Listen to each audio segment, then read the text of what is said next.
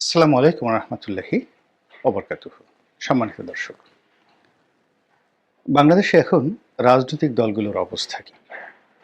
কোন রাজনৈতিক দলটি জনপ্রিয়, কিংবা আগামীতে যে নির্বাচন হবে সেই নির্বাচনে কোন দল জনপ্রিয়তার ভিত্তিতে যদি সত্যিকার ভোট হয় সেই ভোটে তারা বিজয়ী হবে, অথবা আগামীতে যে নির্বাচন হচ্ছে সেই নির্বাচনে কি যারা ফ্যাসিস্ট হিসাবে ইতিমধ্যে আখ্যায়িত হয়েছে আওয়ামী লীগ এবং তাদের দোসর জাতীয় পার্টি, তারা কি নির্বাচনে অংশগ্রহণ করতে পারবে? এসব নিয়ে আলোচনা হচ্ছে যে বিএনপি যেভাবে ইলেকশন চাচ্ছে, অর্থাৎ তারা এখন একেবারে সুনির্দিষ্ট তারিখ দিয়ে আগস্ট মাসের 2025 সনের আগস্ট মাসের 5 তারিখে তারা নির্বাচন চাচ্ছে। প্রথমে মির্জা ফখরুল সাহেব বলেছিলেন যে আগস্ট মাসের মধ্যে, জুলাই আগস্টের মধ্যে নির্বাচন সম্ভব। আর সালাউদ্দিন সাহেব তিনি একেবারে স্পষ্ট করে বলেছেন যে তারা আগস্ট মাসের 5 তারিখে নির্বাচন চান। এবং বিএনপির অভ্যন্তরে যে সকল কথাবার্তা হচ্ছে নিজেদের মধ্যে, একদম যাকে বলা শীর্ষ পর্যায়ে, সেখানে তারা দুটো বিষয় একেবারে জিদের মধ্যে নিয়েছেন। নিজেদের অস্তিত্বের জন্য যেটিকে তারা খুব গুরুত্বপূর্ণ মনে করছেন, এবং তারা মনে করছেন যে এটি যদি তারা ব্যর্থ হয় করতে, তাহলে রাজনৈতিক দল হিসেবে তাদের অস্তিত্ব থাকবে না। বিএনপি সেটি কি? সেটির প্রথমটা হলো যে জাতীয় নির্বাচনের আগে কোনো অবস্থাতেই স্থানীয় সরকারের নির্বাচন করতে দেয়া হবে না, যাবে না। এর জন্য দরকার হলে হরতাল হবে, অবরোধ হবে, আন্দোলন হবে, লড়াই হবে, সংগ্রাম হবে। এর কারণ হলো, যদি ইউনিয়ন পরিষদ নির্বাচন হয়ে যায়, উপজেলা হয়ে যায়, পৌরসভা হয়ে যায়, সিটি কর্পোরেশন নির্বাচনগুলো হয়ে যায়, সেক্ষেত্রে জনপ্রতিনিধি হিসেবে যাদেরকে পাওয়া যাবে তারা এই সরকারের ক্ষমতার কে ফ্যাক্টর হিসেবে কাজ করবে, এবং সরকার ইচ্ছে করলে তাদেরকে বিএনপির বিরুদ্ধে ব্যবহার করতে পারবে, আওয়ামী লীগের বিরুদ্ধে ব্যবহার করতে পারবে। এবং এরশাদ সাহেব যেভাবে উপজেলা পরিষদ চালু করে পুরো সংসদকে ঠুনকো বানিয়ে দিয়েছিলেন এবং উপজেলা চেয়ারম্যানদেরকে এতটা শক্তিশালী করেছিলেন স্থানীয় সরকার শক্তিশালীকরণের মাধ্যমে, যে ওসি টিউনো সাহেবরা সবাই উপজেলা চেয়ারম্যানদের পেছনে জিহুজুর করত। এবং এরশাদ জামানাতে প্রথম কয়েক বছর একেবারে 88 সন পর্যন্ত এমপিদের কোনো পাত্তা ছিল না। সেখানে উপজেলা চেয়ারম্যান যারা হতেন তারাই শক্তিশালী ছিলেন, এবং এটা এরশাদকে তার রাজনৈতিক যে সফলতা, এই সফলতার একটা মাইল ফলক বলা যেতে পারে তার এই উপজেলা পরিষদ।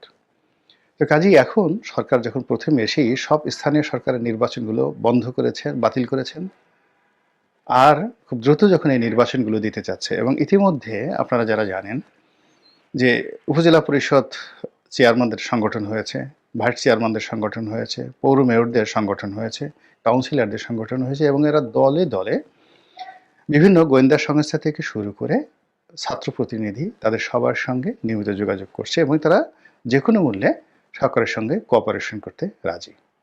এদের একটা বিরাট অংশ আওয়ামী লীগের, বিএনপিরও কিছু আছে, তবে আওয়ামী লীগের সংখ্যা বেশি।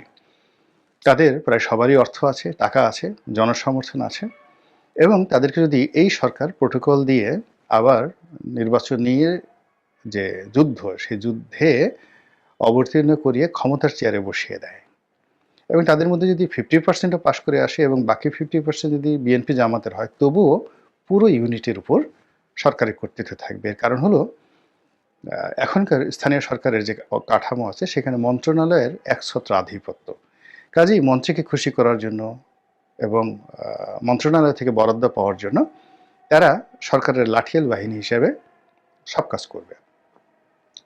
তো বিএনপি তো এই জিনিসগুলো বুঝতে পারে, এটা বোঝার জন্য খুব বেশি জ্ঞানের দরকার নেই, এবং এই কারণেই তারা চাচ্ছে যে জাতীয় নির্বাচনের আগে স্থানীয় সরকার নির্বাচন সম্ভব নয়, করতে দেওয়া হবে না। দ্বিতীয়ত, তারা আগস্ট মাসের কথা বললেও ডিসেম্বর 2025 সনের মধ্যে যে কোনো মূল্যে তারা নির্বাচন আদায় করে নেওয়ার জন্য বদ্ধপরিকর। এবং তারা মনে করে যে তারা যদি এই কাজটি করতে না পারে, তাহলে শেখ হাসিনার জামানাতে তারা যেভাবে প্রতারিত হয়েছে, তারা যেভাবে ব্যর্থ হয়েছে, 2026 সনে বিএনপির রাজনৈতিক অঙ্গনে কোনো কর্তৃত্ব থাকবে না, এবং পুরো রাজনৈতিক কর্তৃত্বটি তখন যারা এখন সরকার পরিচালনা করছেন তাদের দয়া মায়ার উপর নির্ভর করবে। তারা যাকে চাইবে তারাই বিরোধী দল হবে, তারা যাকে চাইবে তারাই সরকার গঠন করবে, সেটা ছাত্র প্রতিনিধি হোক, জামাত হোক বা আওয়ামী লীগ হোক। তো এরকম একটা জটিল পরিবেশ এবং পরিস্থিতি চলছে। পর্দার আড়ালে অনেক খেলাধুলা হচ্ছে। আওয়ামী লীগের দেশি বিদেশি যারা নেতা রয়েছেন তাদের সঙ্গে অনেকের যোগাযোগ হচ্ছে, আবার রাজনৈতিক দলগুলো নিজেরা যোগাযোগ করছে, সরকারের বিভিন্ন এজেন্সির সঙ্গেও কিন্তু বিভিন্ন যোগাযোগ হচ্ছে। তো এই যে একটা জটিল অবস্থা, এই জটিল অবস্থার মধ্যে আবার আমাদের মতো যারা ইউটিউব করেন, ফেসবুক, যারা খুব সেলিব্রিটি এবং রাজনৈতিক বিশ্লেষক বা রাজনীতির বিষয়াদি নিয়ে ইতিমধ্যে যারা খুবই জনপ্রিয়, তারা প্রায় প্রতিদিনই জরিপ করছেন। কেউ হয়তো জামাতের পক্ষে জরিপ করছেন, সেখানে দেখা গেল জামাত খুবই জনপ্রিয়, এবং এই সেক্টরে সবচেয়ে দুর্বলতম অবস্থানে এখন আছে বিএনপি। বিএনপির পক্ষে আসলে সোশ্যাল মিডিয়াতে কোনো সেলিব্রিটি নেই, তাদের পক্ষে কথা বলার কেউ নেই, তাদেরকে প্রমোট করার কেউ নেই, এমনকি মূলধারার যে গণমাধ্যম সেখানেও বিএনপি এখন বলতে গেলে মজলুম অবস্থায় আছে, আওয়ামী লীগের মতোই মজলুম অবস্থা আছে। তাদেরকে ভয় পাচ্ছে, তাদের খবর প্রচার করছে, জাস্ট তাদের খবরগুলো প্রচার করছে, কিন্তু তাদেরকে প্রমোট করার জন্য বাংলাদেশের মূল ধারার গণমাধ্যমের একটি গণমাধ্যমও কাজ করছে না, একজন সাংবাদিকও কাজ করছেন না, দেশে এবং দেশের বাইরে। তো এই হলো বাস্তবতা। তো যাই হোক, এরই মধ্যে আওয়ামী লীগের যারা লোকজন, যারা সেই গত 15টি বছর ধরে আসলে অনলাইনে বিএনপির সঙ্গে এবং জামাতের সঙ্গে পারছিলেন না, বিশেষ করে অনলাইনটা জামাতের দখলে বেশি,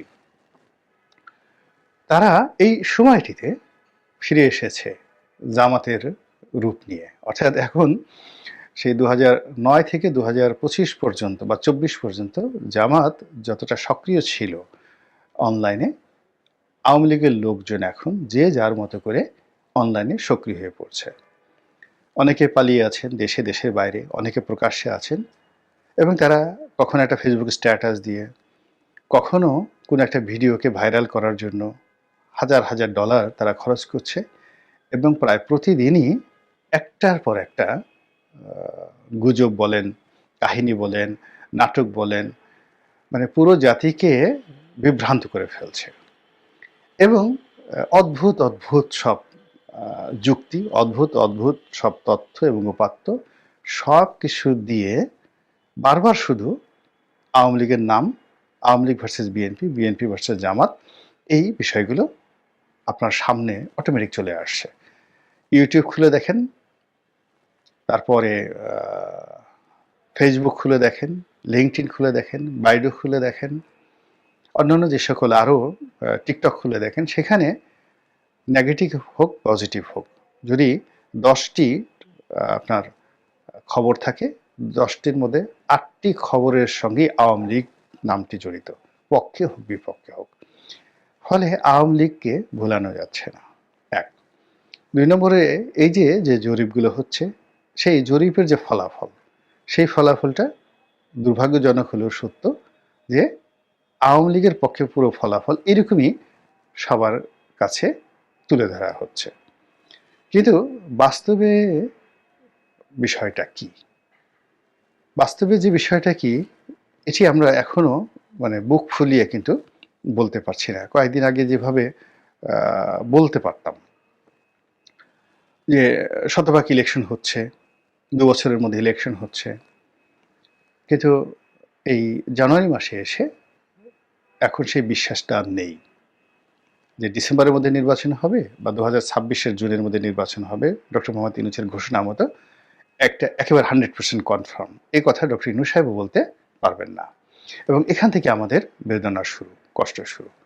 আবার বিএনপি যে নির্বাচনটা চাচ্ছে 2025 সনের ডিসেম্বরের মধ্যে অথবা 2025 সনের আগস্টের মধ্যে, এটি যে হবে তাও বলতে পারছি না। আবার ছোট ছোট রাজনৈতিক দল যারা সরকারের পক্ষে আছে একদল, আবার বিএনপির পক্ষে আছে একদল, তারা যে সরকারকে খুশি করার জন্য তারা বলছেন যৌক্তিক সময়ে ইলেকশন হবে, তারপর প্রয়োজনীয় সংস্কার শেষে ইলেকশন হবে, এই কথাগুলো তারা বলছে, এটিকে ফেলে দেওয়ার মতো নয়। এখন বাস্তব অবস্থা কি? বাস্তব অবস্থা হলো যে সরকার সংস্কারের নামে যে প্রশ্নগুলো উত্থাপন করেছে, এতে পুরো পরিস্থিতি জটিল হয়ে পড়েছে। এবং সরকার ইতিমধ্যে সার্কুলার জারি করে ভ্যাট আরোপ করেছে, ফ্ল্যাট ভ্যাট প্রায় 12,000 কোটি টাকা এই অন্তর্বর্তীকালীন সরকার ভ্যাট এবং অতিরিক্ত ট্যাক্স, শুল্ক এবং অবগারি শুল্ক এর মাধ্যমে জনগণের কাছ থেকে নেবে। যদি সরকার খুব স্বল্পতম সময়ের মধ্যে চলে যাওয়ার প্ল্যান তাদের থাকতো, তাহলে এই কাজগুলো কোনো অবস্থাতেই তারা করতো না। তারা একটা লং টার্ম সময় নিয়ে তারা থাকতে চাচ্ছে। তো এই জন্য সরকারের যে অর্থনৈতিক ভিত্তি, এটাকে তারা চলমান রাখতে চাচ্ছে।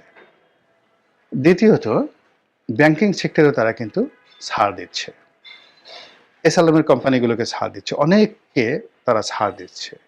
এর কারণে তারা একটা স্টেবল ইকোনমি রাখতে চাচ্ছে। কিন্তু তারা যদি খুব স্বল্পতম সময় হতো, তাহলে এগুলো নিয়ে তারা মাথা ঘামাতো না। 3 নম্বর হলো যে সবচেয়ে জনপ্রিয় দল বিএনপি। তো বিএনপির দুষ্ট লোকদেরকে তারা অবাধ লাইসেন্স দিয়ে দিয়েছে অপকর্ম করার জন্য। এরপর সন্ত্রাসীদেরকে তারা বলতে গেলে জামাই আদর করছে।